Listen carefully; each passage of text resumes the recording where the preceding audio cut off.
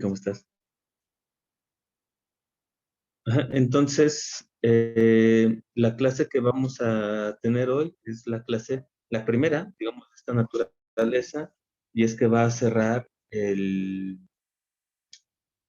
la primera unidad en la que estuvimos hablando de México y pues pudimos mencionar estas cosas sobre Perú, ¿no? Que nosotros lo quisimos abordar, esta cuestión geográfica, la cuestión de la música, interesante. Ajá, como estos pueblos que, o sea, por supuesto los tenemos en México, ¿no? Sin duda alguna, solo que probablemente en la ciudad pues, no sea tan explícito como en ciertas ciudades latinoamericanas. Estoy pensando pues, en La Paz, Bolivia, por ejemplo. En Buenos Aires, no el centro, pero sí alejándose un poquito. Pero bueno, como sea, en Lima se vive bastante bien esta relación entre la geografía, la expresión de la cultura, o lo que en las clases pasadas, el ser latinoamericano. Bueno, por otro lado, habíamos dicho que la tesis central del curso, vamos a decir la columna vertebral de la clase, es tratar de posicionarnos, ¿no? De tomar una posición discursiva, teórica, respecto a la discusión de si en América hay un pensamiento latinoamericano. ¿Qué es lo que hacemos acá? La pregunta que se hace Leopoldo Sea, ¿no? Que es muy fuerte. ¿Qué clase de hombres somos? Ajá. Entonces, nosotros ya estuvimos revisando textos académicos y entonces algunos dicen que sí, Salazar Bondi en Perú dice, pues no, en realidad es un pensamiento mixtificado, está alienado. ¿Qué otra cosa? Mixtificado, alienado, eh, ahora se me fue. Mixtificado, alienado, eh, no, inauténtico. Ajá, inauténtico, que lo hablamos a propósito de Heidegger y todas estas cosas, ¿no? Pero bueno, y nosotros dijimos que una de las tareas del curso, pues iba a ser precisamente, digamos, tratar de responder desde el otro lado, es decir, de la literatura. Y específicamente en la primera unidad de la literatura mexicana. Para eso les pedí que ustedes leyeran o bien dos clásicos, ¿no? Dos clásicos de la literatura mexicana. Estoy muy emocionado. Siempre estas clases son un regalo para el maestro. De poder escucharlas entre ustedes. Yo no voy a participar. Es algo que sea muy necesario. En realidad es escucharlos, decía, cómo se pueden coordinar, cómo pueden ajustar las intervenciones, pues a fin de exponer precisamente a partir de o bien Pedro Páramo, de Juan Rulfo, o bien de Los de Abajo, de Mariano Azuela, si hay o no un pensamiento latinoamericano, en este caso, un pensamiento mexicano puesto en su literatura. Eh, no quiere decir que yo me voy a ir, que se va a quedar aquí Lore, ni mucho menos. Eh, o sea, por supuesto aquí vamos a estar, pero la idea es que me gustaría mucho, lo que he visto que funciona en otros semestres, es que alguien dice, no sé, Carlos, por ejemplo, dice, yo propongo que levantemos la mano por 5, den su opinión, después responden, o uno participa y otro replica, etcétera. Siéntanse en plena libertad, en completa libertad de exponer sus opiniones de la mejor manera. Ujú. Entonces, vamos a comenzar por ahí. Con esta clase terminamos el lunes, que ya nos veremos en la facultad. Les puse, nos vemos en el salón 201. Si es que no cambia, porque también vi que la página de Facebook del Colegio de Pedagogía dijo, estén atentos porque esto es como preliminar, ¿no? Se pueden cambiar. Nosotros vamos a estar revisando, pero hasta ahorita es el 201, que es un salón enorme, un salón muy grande. Yo creo que tiene sentido que nos hayan asignado el 201. Les recuerdo que los días viernes no nos veremos en la facultad, solo será siempre en línea, y un viernes sí y un viernes no. Nos estamos viendo hoy, eso quiere decir que nos vemos el lunes en la facultad, y de hoy en 8 no tenemos clase. Ujú. Voy a comenzar yo, y así como comience, ustedes siguen el hilo, pueden romper con lo que yo haya dicho, pueden retomarlo, pueden tener otro tipo de organización. De verdad, siéntanse en completa libertad de exponer como mejor se sientan a gusto. Lo que sí es que son 4:30. Yo les propongo que, no sé, estemos aquí entre 45 y 60 minutos. Yo creo que es suficiente como cierre de unidad. ¿Ok? Bueno, por ejemplo, creo que de alguna manera los análisis que hace Samuel Ramos en el perfil del hombre, ok, ok, gracias, Jacqueline. Ujú.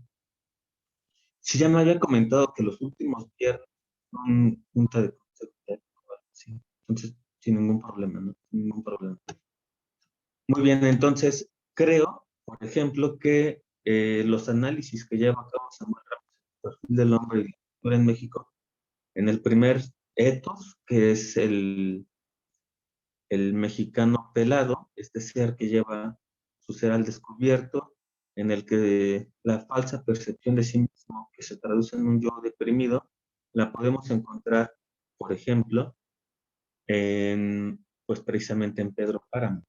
Entonces, cuando Juan Rulfo deja entrever quién es Pedro Páramo, y que esta oración es muy fuerte: todos somos hijos de Pedro Páramo.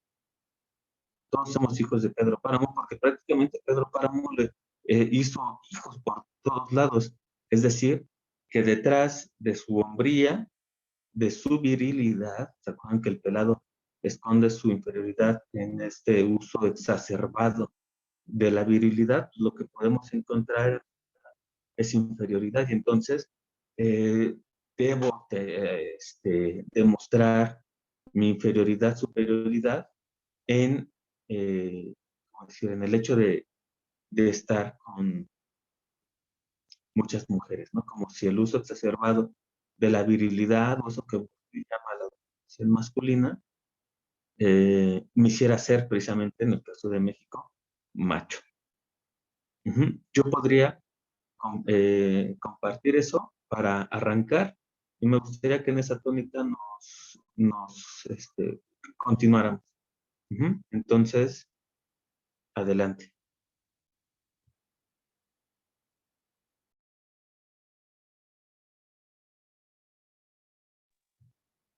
¿Puede alguien tomar el micrófono y decir: compañeras, compañeros, propongo que sigamos este orden? O alguien simplemente: yo quiero comenzar por acá, yo leí este libro y me gustó por esto y lo otro, así de sencillo.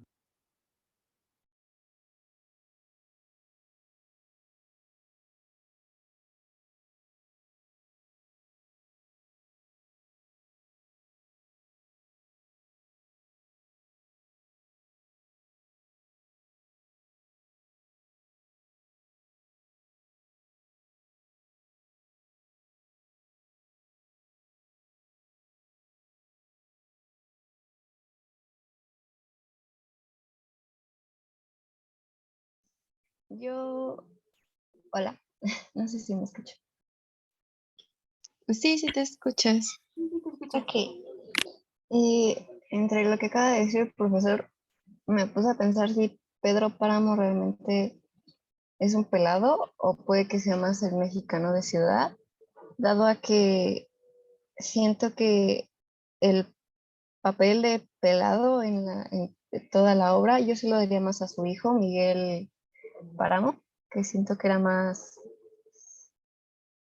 que describía mejor lo que era ser un pelado en el momento en el que hasta el mismo Pedro Páramo no podía decir realmente de que su hijo haya hecho todo lo que le decían que hacía, aunque realmente lo más probable es que sí lo hacía. Entonces siento que sí, me quedaría más con la idea de que tal vez el pelado de la novela puede ser eh, Miguel Páramo. Sí, ¿no? Miguel Páramo, y el mexicano de la ciudad puede ser Pedro Páramo también, porque siento que Pedro Páramo, aunque lo pintaban, aunque se pintaba mucho de macho y todo, no era tan iracundo y violento como podría ser un pelado. O sea, como que no tenía tanto ese valor. Como que siento que en el momento cuando te muestran la parte en la que tuvo su relación con Susana, siento que en esa parte te puedes mostrar lo indefenso que es y lo sensible que es, y que se puede notar eso, y se puede notar y lo dejó visible en algún momento. En cambio, Miguel Páramo en ningún momento dejó que se demostrara lo débil que era, solamente hasta después de muerto. Pero Pedro Páramo, antes de morir, podías ver lo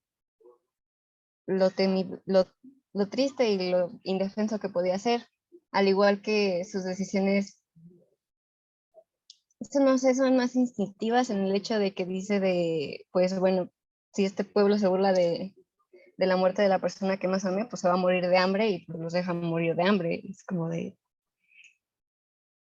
se retoma todo contra ellos. Entonces, no sé, me dejó esa idea pensando cuando dijo lo del profesor. Muy bien. ¿Quién quiere continuar? Recuerden que pueden, o sea, decir algo al respecto del comentario de Cristina o bien empezar con su propia idea. Hagamos esto pues, más o menos dinámico para que no haya esos silencios así medio incómodos.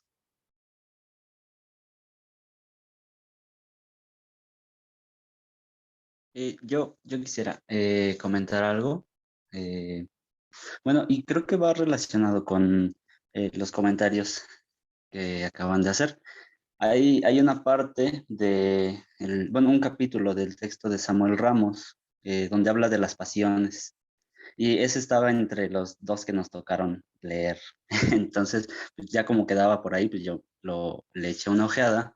Y algo que menciona y que me parece interesante y que queda en este caso, es la pasión como medio y la pasión como fin, ¿no? Porque una cosa es actuar con pasión y otra cosa es actuar para la pasión. Y creo que en este último acto que mencionó mi compañera, él actuaba para satisfacer esa pasión, ¿no? Como para cumplir ese deseo y no actuando desde su pasión. Entonces, creo que me parece interesante en ese sentido, cómo se articula, porque yo también concuerdo con la compañera, creo que no queda completamente esa figura y, en Pedro, sino más bien en Miguel. Ujú. Sí, sí, sí, creo que tienen razón. ¿Quién sigue? Ustedes solitos, así, digamos, vayan tomando la palabra. Sí.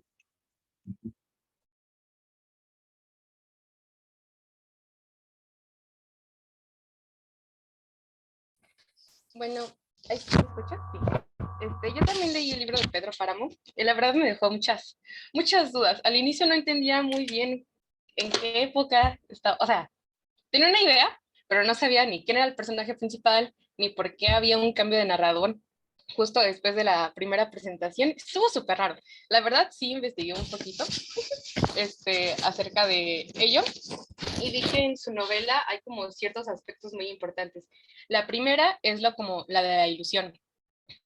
Por ejemplo, Pedro Páramo se ilusionó así solito de que Susana, o sea, a pesar de todo el tiempo que pasó alejado de Susana, como que ella seguiría siendo la misma y fue su misma ilusión lo que lo llevó pues, a decaer, por así decirlo. Y también ay, sí, decía algo del tiempo, es de que yo al inicio pensé que como que la historia iba a ser lineal, pero después investigando, ellos dicen que es como un cíclico, porque no, o sea, la muerte está presente siempre, no es como que haya pasado esto y luego después, porque las almas están ahí viviendo como si fuera un tipo de purgatorio dentro de Comala. Y también otra cosa que investigué es de que Comala, no me acuerdo de qué viene la palabra, pero este, ay, se me olvidó el nombre del autor. Bueno, había elegido ese nombre para ese estado, por así decirlo, para hacer una alusión de que era el mismo infierno, porque era muy caliente, como de cómala, cómala. Eso también es muy interesante por cómo se fue desarrollando la obra. Yo no sabía eso. Está Sí, muy chido. Está muy bien, muy interesante. Comala. Muy bien, muy bien. Si después pudieras compartir algo donde encontraste eso, estaría muy, muy, muy interesante. Perdón, continúa. no se preocupe, yo se los paso.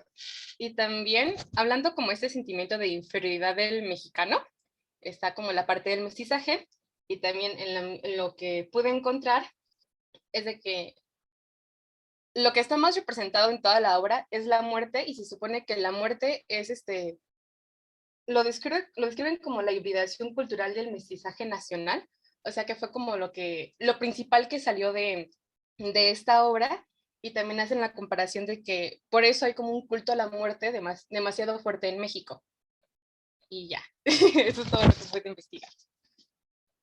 Ay, sí, cierto.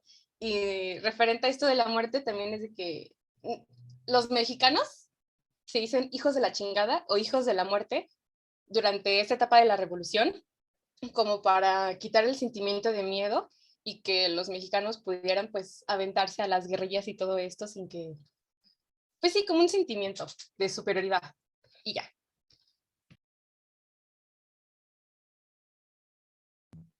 Muy bien, gracias. ¿Quién sigue? Eh, ¿Así? yo, ay, perdón. No sé si seguía yo o interrumpí, pero ya que estoy aquí, me voy a seguir. Lo que dice Jackie me parece muy interesante porque yo también leí el libro con, con la idea que tenemos en la clase de si existe realmente un pensamiento latinoamericano o no, y pensando específicamente en Juan Rulfo, si hay un pensamiento mexicano. Y hay algo que me parece curioso de la novela, y es que tiene como un tono muy triste, muy melancólico, y como este tipo de tristeza melancólica que habla de muerte todo el tiempo, y que incluso las partes a mí que más me tocaron de la novela eran aquellas en las que decía como, me voy a morir de tristeza y así. Y creo que pensando en este sentimiento de inferioridad, superioridad, creo que a mí lo que más me brincaba era este modo de expresar la tristeza, no solo en una circunstancia específica o una situación, o incluso este comentario que hizo Jackie de a lo mejor todos estaban en el infierno y por eso estaba caliente, yo dije como sí, a lo mejor por eso todos estaban tan melancólicos y tan, no sé cómo decir, como que todo el tiempo sonaba que se estaban lamentando de lo que sucedía, y pensé en que quizá un, un pensamiento que nos caracteriza es este sentimiento de desesperanza común que a veces minimizamos y a veces es como, ay, sí, jaja, hijos de la chingada, y vivir en México está horrible, jaja, y sí, pero que en realidad sabemos que es triste y sabemos que es feo, y no sé, eso es como algo que a mí me hizo pensar la novela, sobre todo como, más por la historia, por el tono en el que estaba escrita.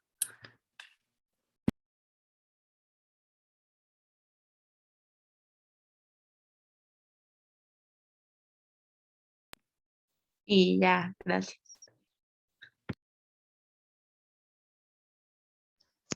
Eh, bueno, yo lo que puedo aportar sobre lo que dijo Sofía y un poco Jacqueline es también, o sea, aparte de que está escrito, como ya dice Sofía, con ese tono melancólico, es el hecho de el tiempo. O sea, no sé si existe un pensamiento eh, también como, pues un pensamiento mexicano, sería también la cuestión de cómo se ve el tiempo en nuestro contexto, ¿no? Porque, pues, como todo, bueno, creo que todos al principio o la primera vez que leímos esa obra, creímos que era una historia lineal, y justamente cuando ya te vas adentrando y vas leyendo más, te das cuenta de que no es una historia lineal y que hay un montón de momentos de tiempo que ya ni siquiera es como un tiempo, o sea, el tiempo no está definido en una línea, sino más bien es como fragmentos de tiempo que quizás puede que los cuente un muerto, pero desde su visión es un momento vivo, pues. Entonces, creo que, pues sí, justamente como que tenemos esta, eh, creo yo, o sea, leyendo la obra y en el contexto en el que vivimos, esta creencia o este pensamiento mexicano, que no sé si sea latinoamericano, pero creo que mexicano sí es, del tiempo y la muerte en cuanto a que no es como un hecho que se detenga, pues, o sea, que la vida se detenga, sino más bien que la vida sigue, pero aún estando muertos, por así decirlo, solamente que, pero, o sea, pero relacionado con el tiempo, no relacionado con lo físico, porque obviamente pues, las personas mueren y pues, ya no están, pero sí con el tiempo y los sentimientos de recordar y tener esos momentos en pues en nuestro pues consciente o inconsciente. Y pues tal vez por eso es que pues celebramos tanto pues el Día de Muertos o estas cosas que tienen relación con la vida, pero que a la vez también solo son momentos.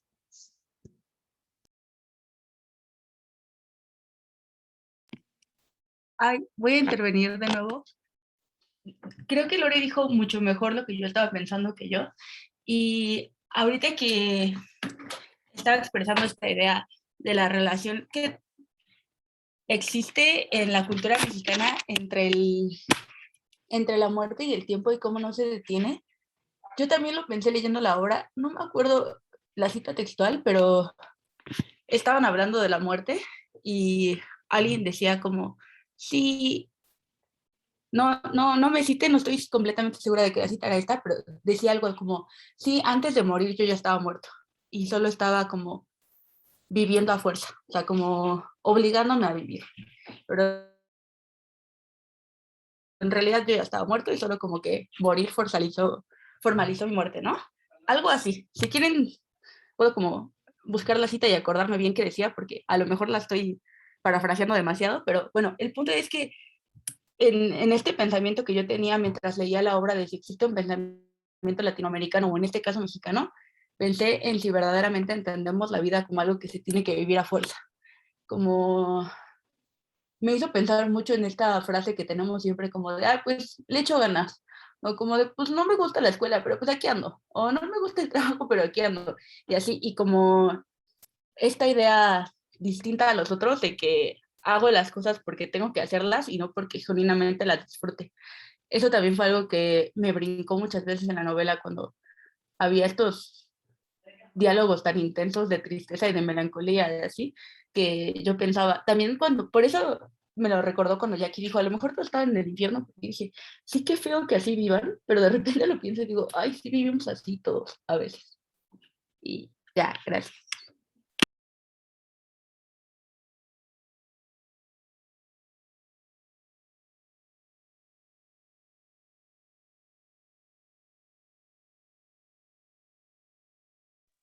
¿Alguien más sobre esto interesante que está comentando? Quisiera yo Mi decir compañero. algo. Sí, adelante. Este, Trataría de recuperar algunas cosas. Perdonen si no me doy a entender. Bueno, a mí me parece interesante cómo resaltaron hace un momento que Miguel Páramo es en realidad como esta personificación del pelado más exacta. Eh, y me parece interesante porque yo veo a Pedro Páramo casi como una institución, como la representación de una institución en Comala. Y esto es muy factible si pensamos que Pedro Páramo es un cacique. Un cacique es como una persona que tiene influencia política simplemente porque tiene dinero. Eh, a mí me parece que Miguel Páramo es así porque en cierto modo es como una expresión de esta institución que es Pedro Páramo, que se extiende en todo el pueblo.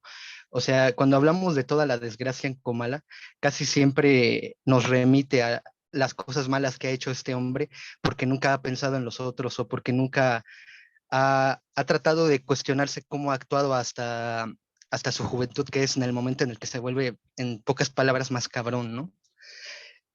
También me parece interesante que hace un momento hablaban sobre la desesperación y la melancolía que se siente en todo Comala, porque eh, esta forma en la que nosotros accedemos a estas lamentaciones, que es como los alaridos de los fantasmas, todo esto que son expresiones del pasado, son como, al menos yo lo veo como, ¿cómo decirlo? Como una denuncia, como si nos estuviesen contando todas las causas de una condena que vivimos en el presente y que no solamente se vive en Comala, sino que se vive en todo México a través de, ¿cómo decirlo?, de las injusticias, de la corrupción, de todo lo que llegan a representar los Pedros Páramos de nuestro país.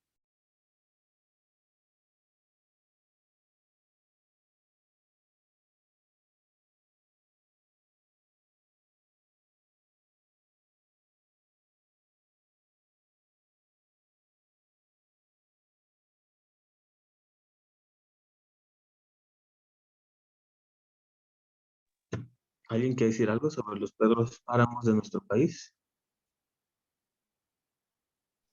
Yo quería decir Miguel. algo, pero sobre Sí, la sí, sí. ilusión. Ay, perdón, iba a hablar alguien Sigue, más. sigue. No, no, no, no te lo...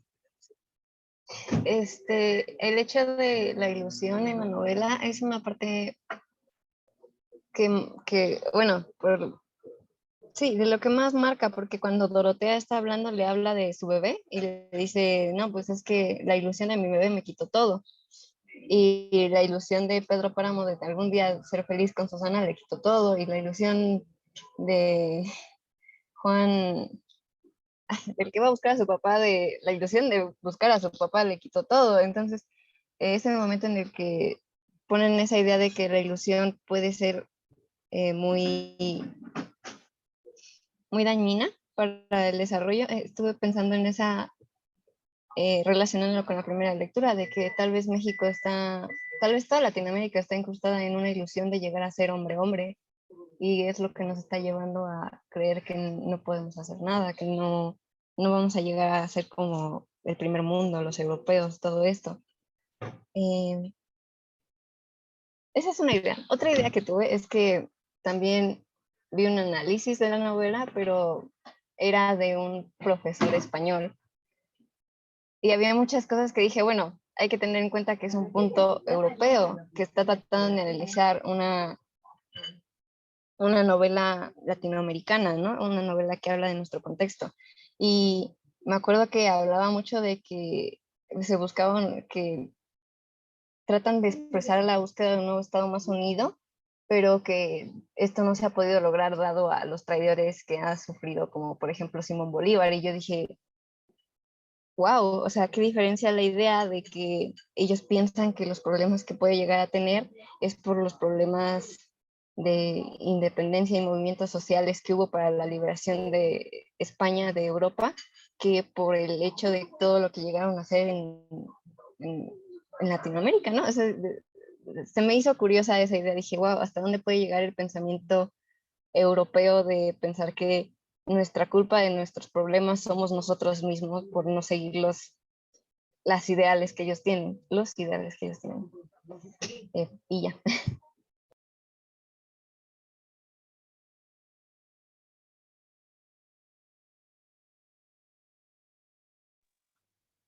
Muchas gracias.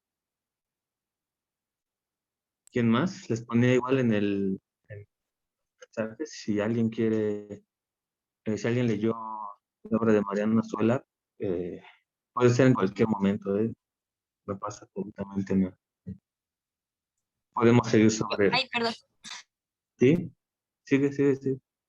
Sí, yo leí la otra, la de los de abajo, y en relación a lo del pelado que veíamos que era como esta cuestión imitativa, creo que lo relacioné un poco con eso, en la cuestión en la que muchas no, se refleja como estos guerrilleros, estos revolucionarios, a veces incluso ya no sabían como hacia dónde iban, ¿no? Y solamente mencionan como esto de seguir a la bola, ¿no? O sea, como que no tenían estos, a lo mejor, ideales claros, pero simplemente por esta cuestión imitativa y de seguirlos, pues estaban como en el movimiento.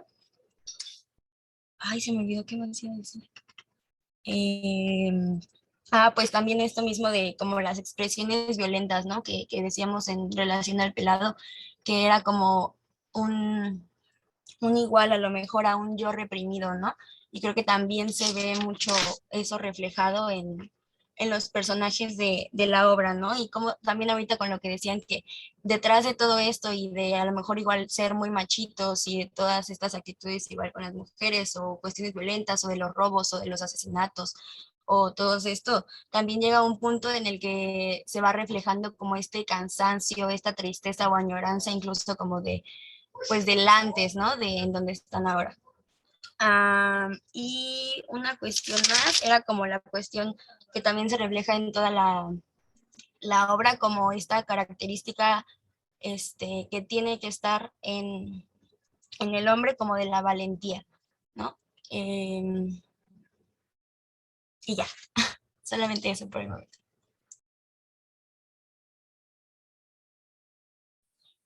Yo igual que vi, leí la de los de abajo. Como ella menciona, a mí también me recordó esta parte en los revolucionarios, pues como tienen más, sí, bueno, sacan más su tipo pelado del mexicano. Este, y sobre el tipo del tipo, del mexicano de ciudad, yo lo relacioné a esta parte que dice Viv que, bueno, no tenían planificado ya, o más bien en cierto momento ya no sabían ni hacia dónde iban, ni qué estaban haciendo. Y y bueno, el tipo de mexicano burgués lo encontré en uno de los personajes que se llama Luis Cervantes. Por ejemplo, él tiene estudios, creo había estudiado medicina, y al momento que se une a los revolucionarios, hay una parte en donde hace a su novia, bueno, más bien, sí, tiene una novia, pero es una chica de 14 años que dos de los revolucionarios habían secuestrado, o bueno, se la habían llevado y la hace su novia, ¿no? Entonces, ahí también, pues, por ejemplo, se ve que aunque tenga educación y hubiera estudiado medicina, pues saca ese tipo pelado del mexicano, ¿no? Eh, y bueno, otra parte que quería comentar, sí, la del tiempo, que por ejemplo, ya cuando los revolucionarios regresan a su, ay, ¿cómo se llama? Sí, a su lugar, bueno, de donde salen, este, ay, perdónenme, es que me puse nerviosa. Bueno, iba a decir que el personaje principal que es ay, ¿cómo se llama? Ay, perdónenme, es Demetrio, creo. Demetrio, ajá, sí, Demetrio Macías. Bueno, ya al final cuando regresan y regresan derrotados, pues él todavía quiere estar como combatiendo, ¿no? Como le dice a su esposa, es que ¿a dónde vas, Demetrio? Si ya estás aquí, ¿por qué no te quedas? Su hijo tiene un hijo y se va y ya cuando regresa pues ya no lo conoce. Y entonces la esposa le dice, pues es que ¿a dónde vas, no? Por qué te quieres ir otra vez? Y hay una frase que dice él que es necesario siempre caminar, ¿no? Y bueno, lo relacioné ahorita con lo que estaban comentando y creo que ya.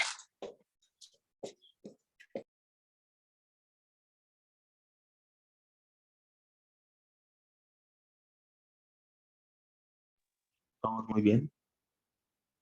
¿Quién se anima? Eso de los nervios ahí, darlos a un lado. Vas bastante bien. Me gustó. ¿Quién más? Gracias, profe.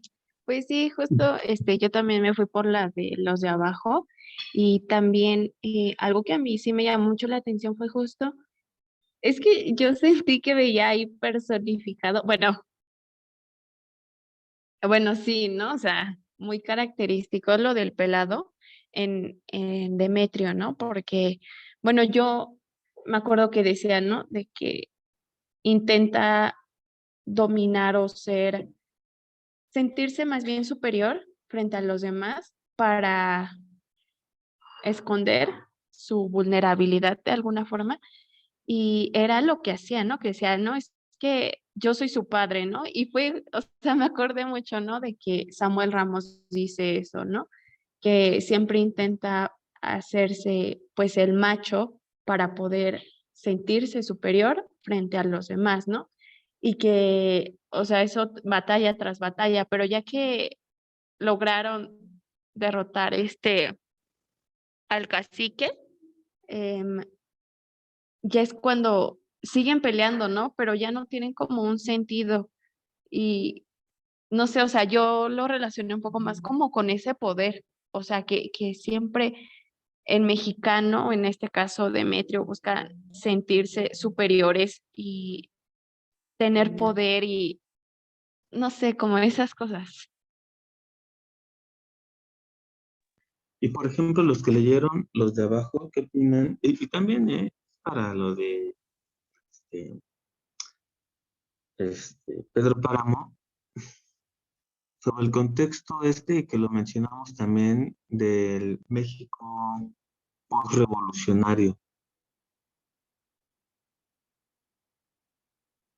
O sea, ¿cómo se imaginan ustedes a ese México que pues, desde lejos ya estamos bien lejos, pero bien lejos de ese México? A mí me hace pensar mucho en el cine. Y una disculpa, porque normalmente lo que hago es mandarles las películas de Pedro Páramo y de los de abajo. ¿Qué película? ¿Qué películas? En serio. Bueno, a quien le gusta todavía ver cine en blanco y negro, mi chavita no las ve. Nada más ve que salgo en blanco y negro y dice, no, sabe lo que se pierde, obviamente. Pero sin duda el cine ha contribuido a la imagen y contribuye a la imagen de ciertos estereotipos nacionales, ¿no? ¿Qué pueden pensar sobre, digamos, la construcción del mexicano que está detrás de esas novelas? Cualquiera de las dos. Ay, yo, profe, Por es que favor. también pensé mucho en eso, o sea, porque, no sé, como que me recordó mucho igual a esas películas de blanco y negro, ¿no? Porque decían, no inventes, es lo que, o sea, es como el estereotipo que siempre ponen, o sea, de que siempre es muy valiente y que esto y que lo puede todo y siempre tiene lo que quiere y hasta más, ¿no? Y no sé, o sea, como que vi esa imagen en este, en esta novela. Sí, porque también decía que llegan unos, casi al principio, que llegan unos guerrilleros y hasta matan al perro, como si fuera que, ¿no? O sea, ese intentando demostrar ese poder, ¿no? Y sale la señora y dice, oigan, ¿qué les pasa, no? ¿Por qué matan a mi perro? Y dice, no, pues es que tú sírvenos comida y que esto, que morimos de hambre, y es como de qué onda, ¿no? Y ya después sale Demetrio y dice, a ver, ¿a dónde van, no? Y ya dice, no, perdón, que no sé qué, ¿no? Ya cuando se les presenta alguien, entre comillas, ¿no? De mayor jerarquía o alguien que consideran superior, y es como que, ya me calmo, ¿no? Pero no sé, o sea, eso, ya, gracias.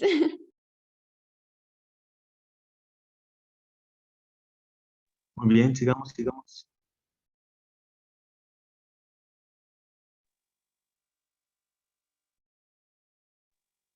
Bueno, yo quería comentar que justo con lo Ajá. que dijo mi compañera, creo que algo muy interesante de las películas en blanco y negro, a veces decimos, no, pues es que a lo mejor va a estar aburrida, ¿no? No sé, ¿no? Pero ya entrando así, ahora sí que al cuerpo, yo creo que pues sí nos tiene mucho que darnos. Por ejemplo, ahorita en las lecturas de Pedro Páramo, pues se ve esta imagen del hombre de pelado, pero se ve aparte como esta control, ¿no? Poder del hombre, ¿no?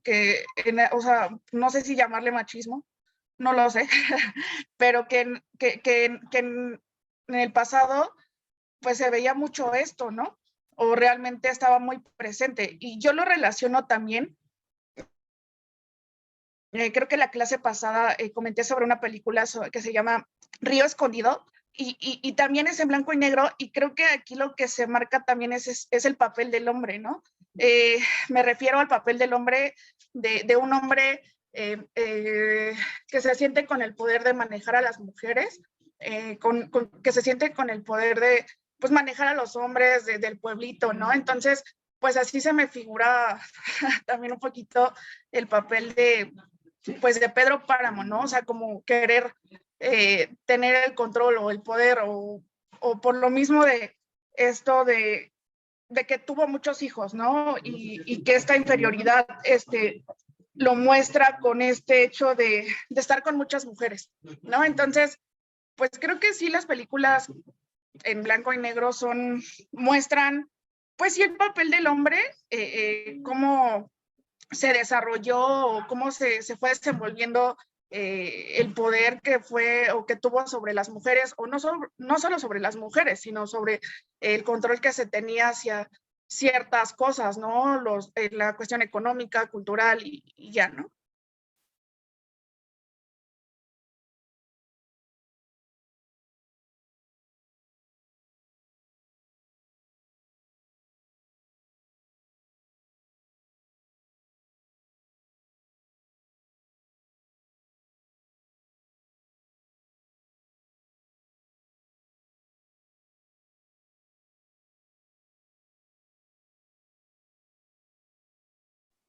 Eh, bueno, yo sobre lo que preguntaba el profe también de cómo se ha configurado al mexicano después de la revolución y que pues sí es un hecho que ya tiene mucho tiempo, bueno, bastante, pero que pues creo que solo ha evolucionado como el sentimiento justamente de lo que decía Samuel Ramos, de inferioridad.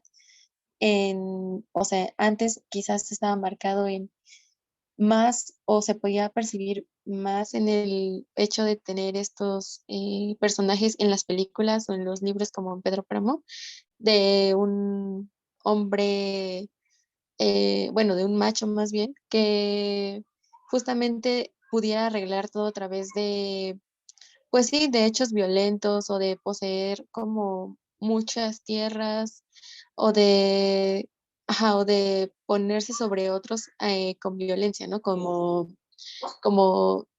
Pues sí, como siempre se formaban esas comunidades y pues justamente el hombre que pudiera tener más de todo, no solamente de más mujeres, sino más de todo, era el que se respetaba. Entonces, actualmente creo que ya, bueno, al menos en la ciudad, porque obviamente existen otras comunidades en las que yo supongo sigue existiendo más o menos lo mismo, pero actualmente en la ciudad quizás eso ya pues ya no ya no es tan posible, más bien por el contexto, no porque muchos hombres no lo quieran así, ¿no?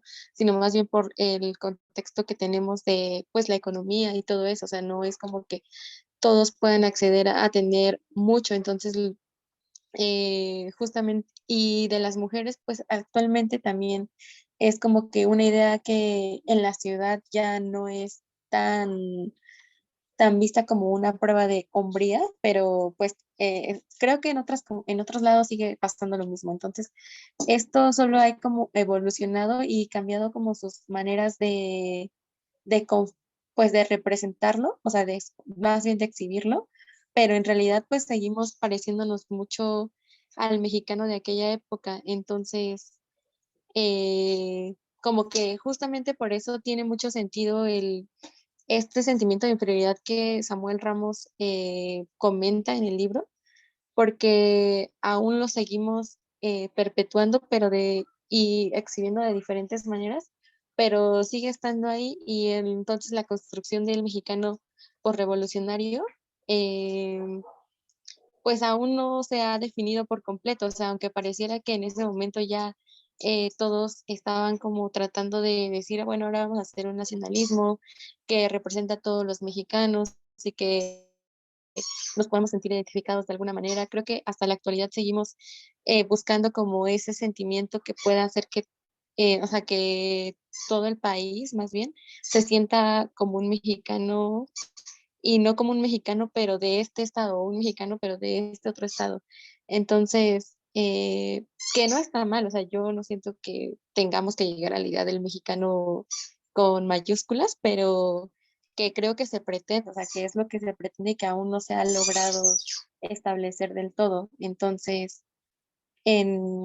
también una cosa que me llamó mucho la atención pues de la historia de Pedro Páramo y en general de Juan Rulfo es que, pues bueno, él antes de escribir, bueno, antes de ser escritor como ya reconocido, pues trabajó en una agencia de cobranzas, creo que era así, pero el chiste es que viajaba por todo el país y tomaba muchas fotos, él era fotógrafo, entonces justamente como si vemos sus fotografías, bueno, no sé si las hayan visto antes, pero si vemos sus fotografías, también reflejan ese sentimiento de melancolía que se encuentra en Pedro Páramo y justamente podríamos pensar que es solo un lugar, o sea, que es un pueblo en el que fantasma, ¿no? Que como comentaban antes, que solo sucede en ese pueblo y que justamente ya están muertos y que por eso la novela se muestra tan melancólica y triste, pero creo que en realidad es un reflejo de lo que se vivía en el país después de la revolución y de lo que creo que ahora sigue siendo tan significativa porque aún sin revolución, aún sin una guerra tan expuesta, seguimos sintiendo eso, esa melancolía pues sí, esa melancolía que como que caracteriza a los pueblos de Latinoamérica por no sentirnos completos, por así decirlo. Y pues eso es lo que quería mencionar.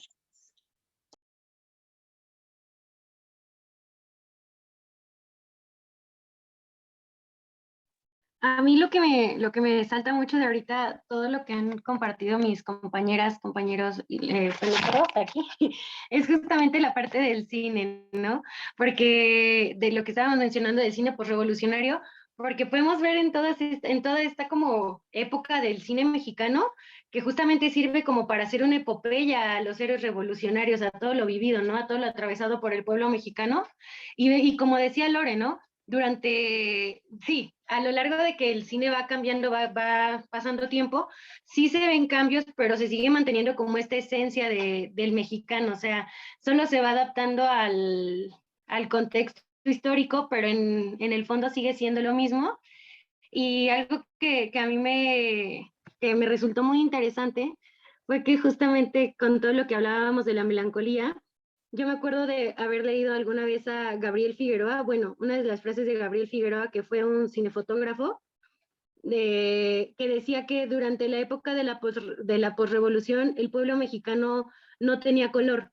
O sea, él haciendo más sí, yéndose más allá de que fuera en blanco y negro, justamente como a esta parte de tristeza, de no pertenencia, o sea, de que decía, pues yo me imagino, ¿no? O sea, la verdad nunca hemos pasado por algo así, pero me imagino que después de un momento tan confuso de problemas, pues todo lo que fue la revolución, al final yo quiero pensar que el pueblo mexicano sí necesitaba como volver a identificarse y saber qué estaba pasando con ellos, ¿no? ¿Qué pasa en México? ¿Dónde estábamos parados?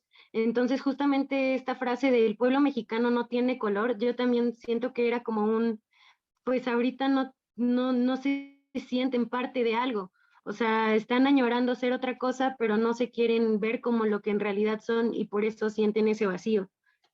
Entonces, pues ya, era lo que yo quería comentar. Yo rápidamente, en relación a la pregunta que contestó Lore y que hizo el profesor, de cómo será este pensamiento después de la revolución, yo la verdad no me había hecho esta pregunta, o sea, no despertó en mí esa reflexión ahora, pero ahorita pensándolo,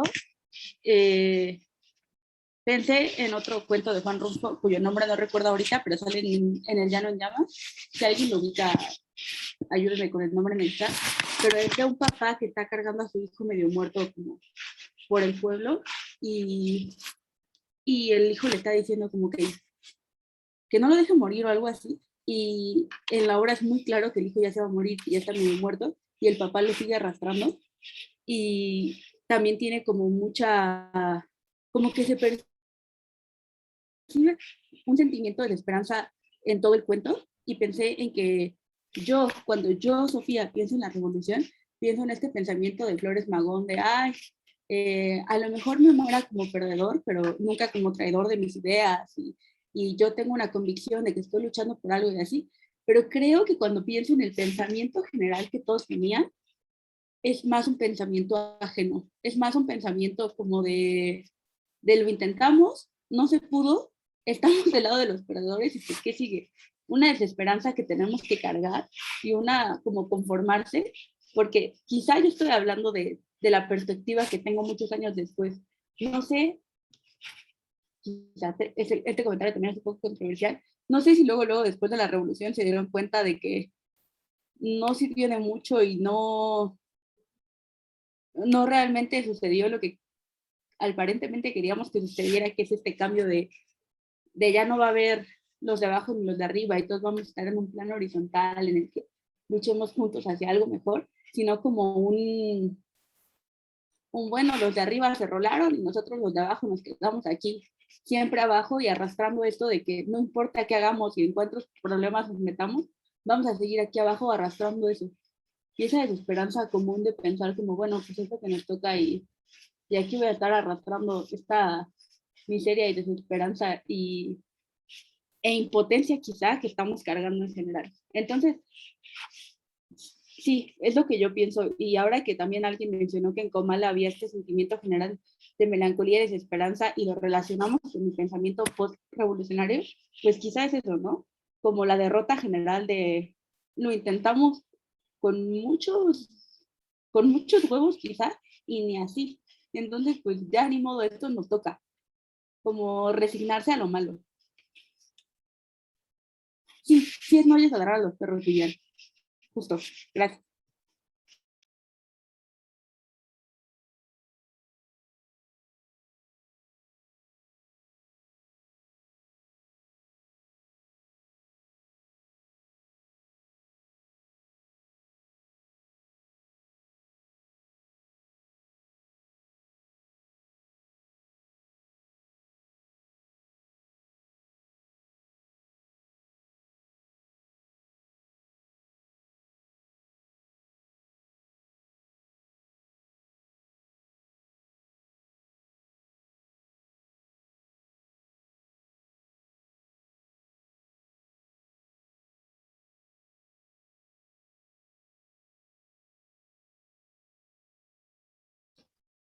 Hola de nuevo.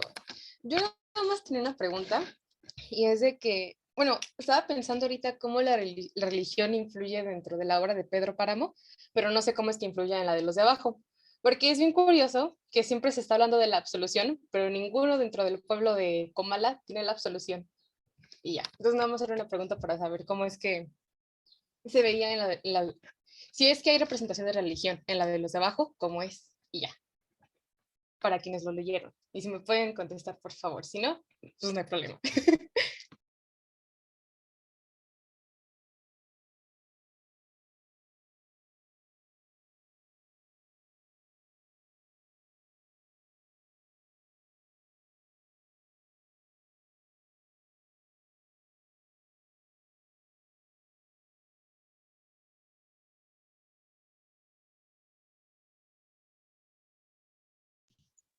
Yo no te puedo contestar, Jacqueline, porque yo no la leí, pero no sé si alguien que haya leído esa obra pueda decir algo al respecto.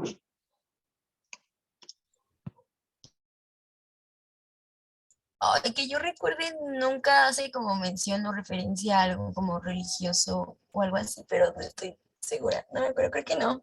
Si alguien que lo leyó. Sí, no, creo que no, yo tampoco lo recuerdo.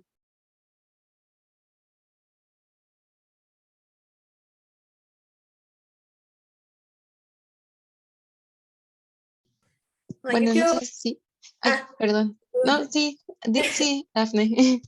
con respecto a la pregunta de Jacqueline sobre si es religión, yo la verdad, analizando el texto, siento que la esencia del ser humano, del mexicano aquí, es muy instintiva y data hacia el animal, ¿no? De su supervivencia, y por eso no creo que haya una relación con la religión, porque pues realmente es un ser humano, un mexicano que va hacia la supervivencia y la supervivencia da el decir no soy yo, eres tú y viceversa, ¿no? Entonces creo que por eso no hay un tinte religioso. No sé si están de acuerdo conmigo los que leyeron.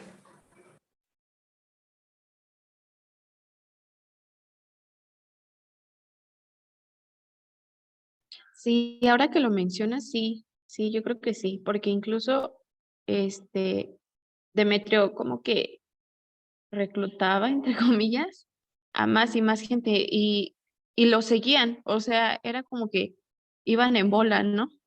No solo como, no tenían como ideales y así. Sí, concuerdo con Daphne.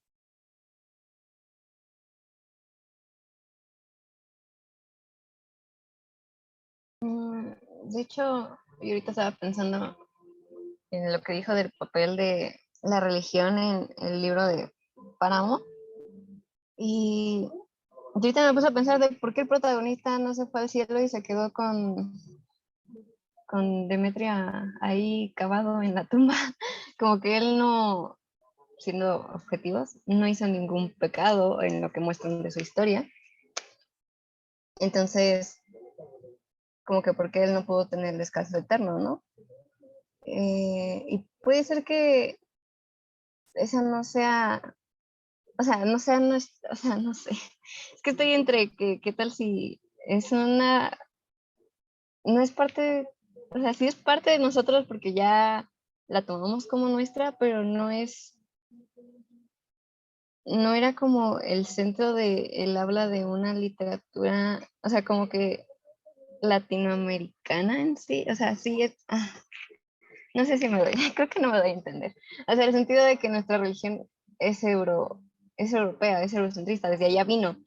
Entonces puede ser que realmente sea lo que quiere dar a entender, ¿no? Es como de, pues mucho que venga acá, no, realmente no te asegura que te vayas a ir a descansar al cielo. Realmente, mira todas estas personas que sufrieron y aunque por mucho que fuesen devotos y fuesen y creyesen en todo lo que creyesen, no pudieron llegar al cielo y ni siquiera él, que tampoco era tan devoto en esto, pudo llegar al cielo porque no es lo nuestro, podría ser. Me puse a pensar en eso, tal vez estoy mal, pero ajá.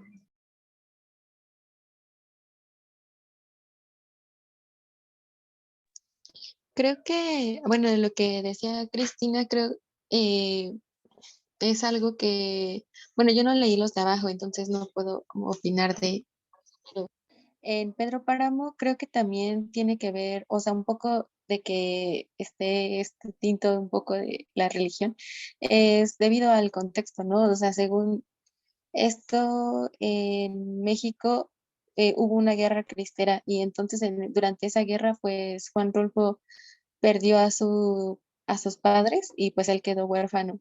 Entonces, digamos que yo creo que justamente ese tinte de religión es como o sea, como lo mencionaba Cristina, en vez de tener como algo benéfico para para el pueblo mexicano en este caso, pues en realidad solo era como generar más injusticias y guerras innecesarias que justamente hacían que este pueblo siguiera pues como con estas, ajá, con las penas que lo embarcaban. Entonces, yo creo que por eso está más, o sea, en el cuento de, bueno, en la obra de Pedro Páramo, creo que por eso podría ser que aparece un poco más, pero no sé, ajá, en los de abajo, yo creo que es más bien por el contexto que, pues, del mismo autor, pues, de lo que le tocó vivir.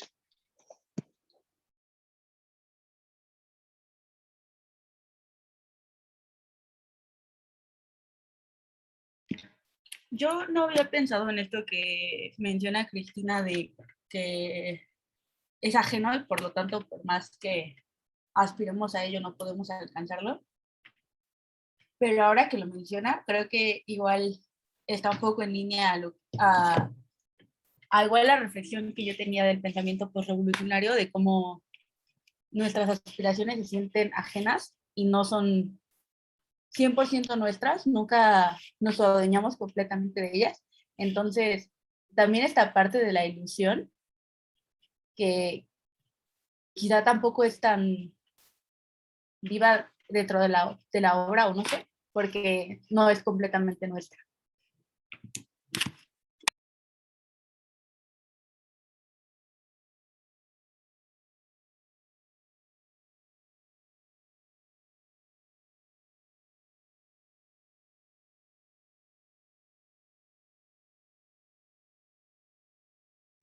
Vamos, ¿quién más se anima?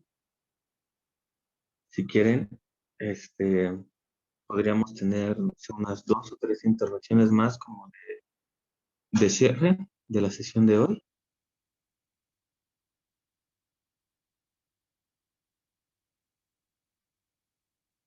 2 o 3 participaciones como para cerrar.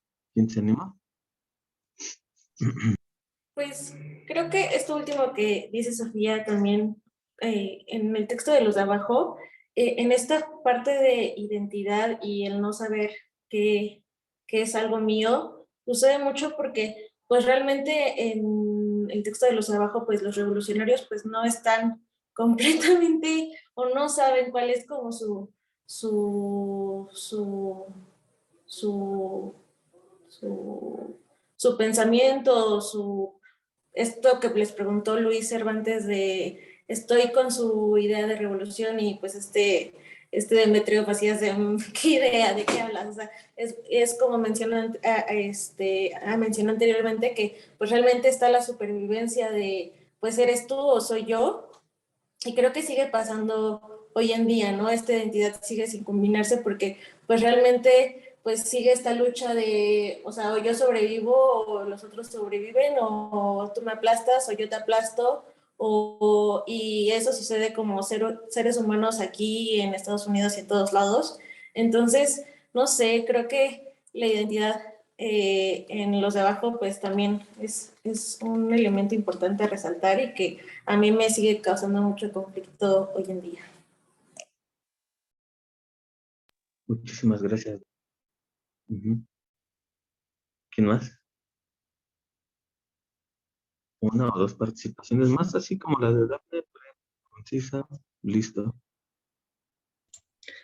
Pues igual que Dafne, opino, somos 2 Dafnes, bueno, igual que mi comadre, o cómo se dice, bueno, no importa.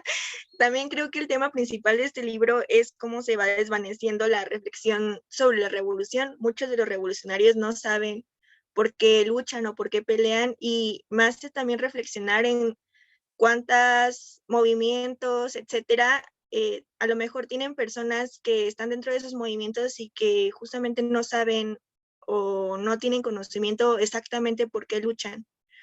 Y bueno, eso no está mal mientras haga una reflexión permanente sobre el movimiento, etcétera, y así se vaya construyendo también el movimiento, porque pues si se está en el movimiento y no se construye también desde el movimiento, pues no va a crecer o no va a generar nuevos conocimientos o nuevas reflexiones.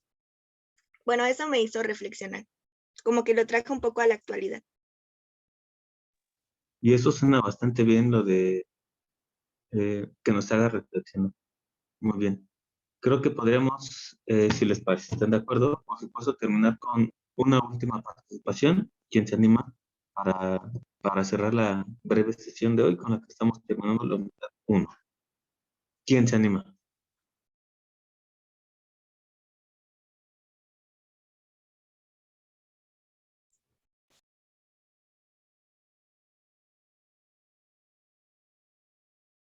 Bueno, yo quería comentar algo, pero sí, ya comenté mucho. Si alguien más quiere hablar, adelante. Aún así, puedes participar, sin ningún problema. Ya ahorita alguien se anima. Ok, concordando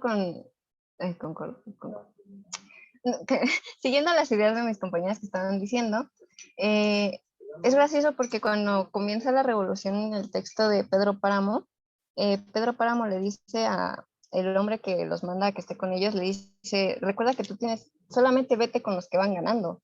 O sea, no fue tanto de sigue la idea de, o sea, tienes tus ideales y ve por esos ideales. Si no, no, le dijo, vete con los que están ganando. Y ahorita dijo, ah, pues al último el gobierno está ganando, pues vete con el gobierno. O sea, ese momento en el que no es tanto como lo que dicen ellos, ¿no? De no es tanto su pensamiento y los razonamientos que ellos tienen, sino es como el qué nos conviene hacer y qué nos conviene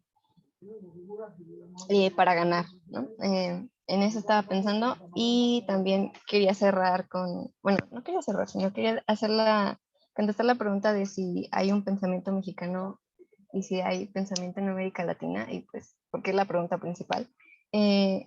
Pues después de leer esta novela que es tan compleja y te deja todo el día pensando en ella, todo el día pensando en qué pasó con Pedro Páramo, o sea, ya te dices la novela qué pasó con Pedro Páramo, pero ¿qué onda con Pedro Páramo? Todo el día te quedas pensando en Pedro Páramo y todo lo que menciona el texto y todo lo que podemos decir y todo lo que dijimos en clase también y las nuevas ideas que pueden salir. Entonces, sí, yo sí siento que hay un pensamiento mexicano y el hecho de desarrollar una expresión que nos conduzca al razonamiento puede ser el momento necesario para decir, sí, nosotros tenemos pensamiento, podemos tener un tipo de filosofía que tal vez no entra a lo que habla el típico europeo, pero sí podemos tener lo nuestro y desarrollar lo nuestro y desarrollar nuestras ideas y tienen que ser igual de válidas que las de los hombres, por así decirlo, porque somos también nosotros hombres, personas, humanos, pensamos igual y razonamos igual. Entonces, sí, gracias. Muy bien, muy bien. ¿Alguien más entonces? Porque, Yo, ajá, sí, rapidísimo, sí. igual porque ya hablé mucho, pero rapidísimo. No, está bien, está bien. El comentario que dijeron las Dafnes a mí me hizo pensar, y también no me quiero adelantar mucho, a cuando hablamos de los movimientos sociales, a este discurso de Domitila Barros, también no me quiero adelantar porque la vi por ahí en el plan de la asignatura, cuando están hablando de feminismo y ella dice, es que yo no me puedo hablar de feminismo en el mismo plano que tú porque yo vengo de un lugar en el que la circunstancia no es la misma y por lo tanto el problema no es el mismo. Entonces, nuestro pensar y la manera en la que la circunstancia ha formado mi pensamiento no puede ser igual o la misma a la tuya. Y eso no me hace mejor o peor que tú, solo me hace diferente. Y también esto que dijo Cristina de ni mejor ni peor, solo distinto o igual de valioso, de cómo reconocer que existe un pensamiento latinoamericano para mí implica reconocer que existe una circunstancia o una vivencia particular de Latinoamérica que por lo tanto ha formado nuestro pensar, que es compartido y que entonces es valioso porque se cimienta en algo que es verdadero. Y ya, esa es como mi reflexión final de toda esta discusión.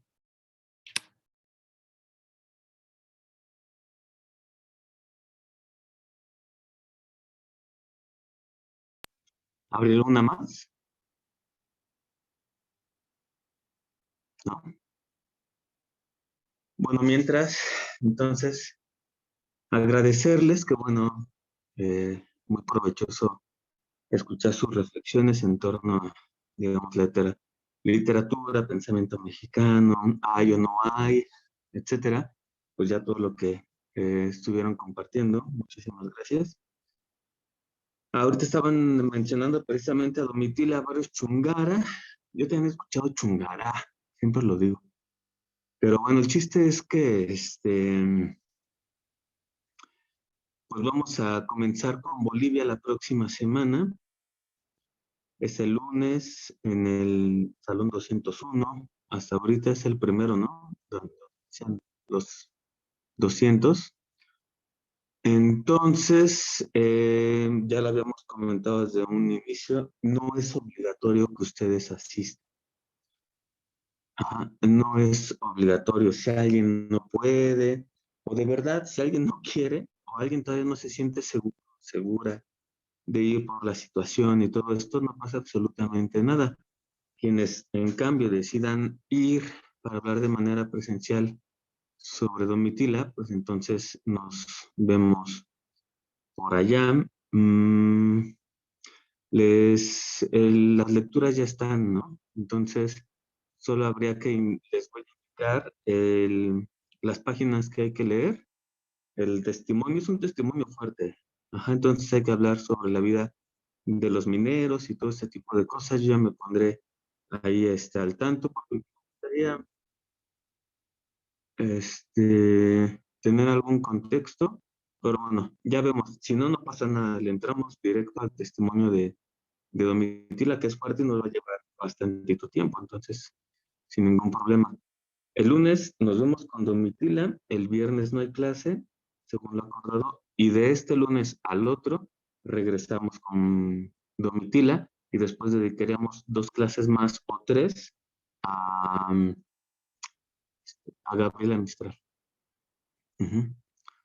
Bueno, muchísimas gracias por haber hecho el esfuerzo de estar hoy aquí compartiendo sus lecturas. Fueron todas muy valiosas, me llevo mucho. Les digo, en realidad tomo esto como un regalo que los maestros se pueden dar a sí mismos. Bueno, muchísimas gracias, de verdad. Gracias, Lore. Y quienes puedan, nos vemos el lunes en la facultad. Bonito fin de semana. Hasta luego. Gracias, profe. Nos vemos el Gracias, lunes. profe. Gracias, hasta luego. Gracias, Lore. Hasta luego. Adiós. Adiós, Lore.